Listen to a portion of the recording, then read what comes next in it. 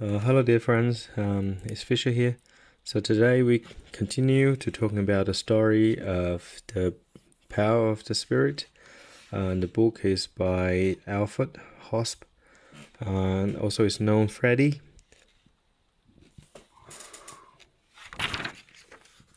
So today we come to Bruno's making again. So Bruno's making doing a talk, and then there's a woman among the people became very restless. And then to begin with, Bruno deliberately took no notice of this. And then since it was often his way to put the friends to the test, so the more someone was sitting on needles, the more calm and quiet and then Bruno would become.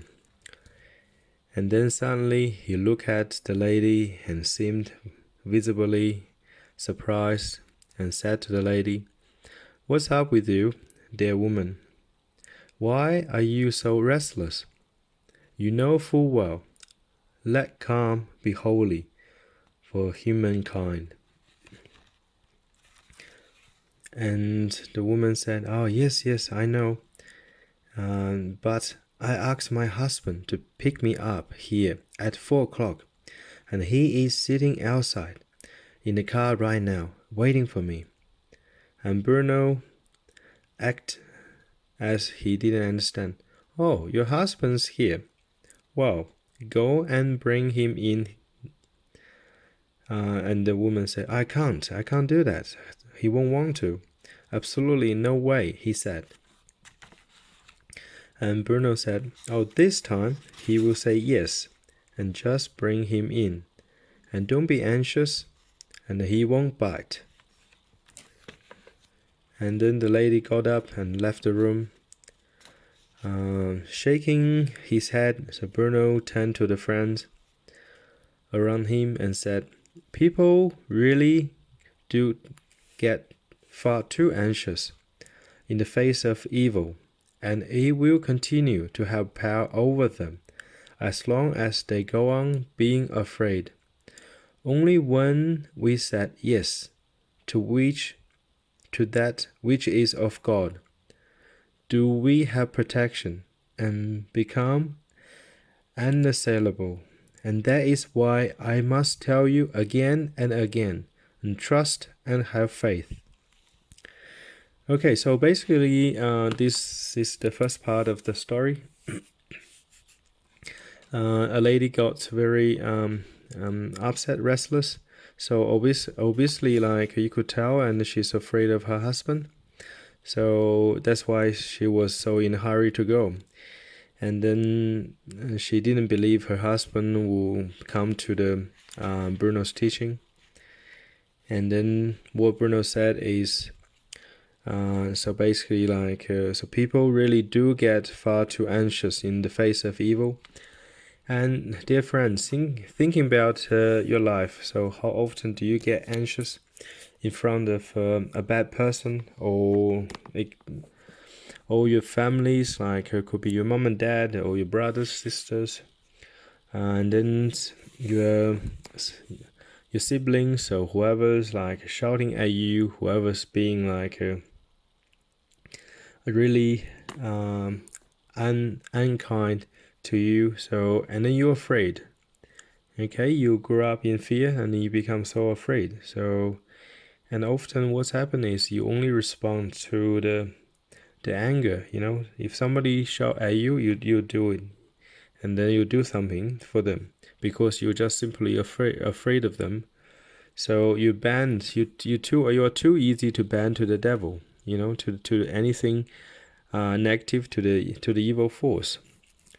So as long as you still doing that, still being afraid what evil would do to you, and they always have a power and control over you, as what Bruno said.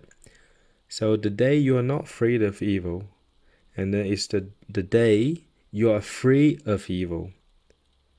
Okay, and I'll repeat. So the day you're not afraid of evil is the day you're free from the evil. So basically, whatever whatever things you're afraid, and then whatever things you worry about, and has control over you. Whether they be your relationship, and then sometimes and lots of relationship then can be the man dominant, like in India, in the Mid Eastern culture, like some cultures man dominant, so women's being some cases, and not all of them. So some cases women being abused, verbally, psychologically, and physically abused.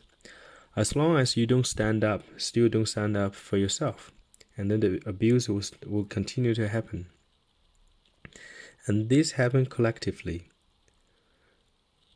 So, and then lots of them, like you're afraid of something.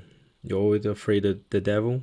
And then have you noticed, like some people are always afraid of devil?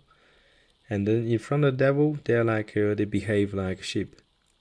And then in front of like nice people, and they behave like a devil.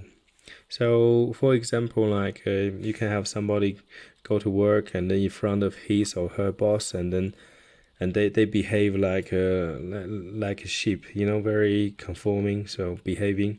And then when they came home, and then because they had bear so much of the negativities of their boss at work, so and then they themselves became the devil. They themselves became the wolf, the lion in the family. Building their partners, building the children. So that's quite sad, and that's often happens. So we are so afraid of the devil, and then the devil controls us when we're scared of the devil.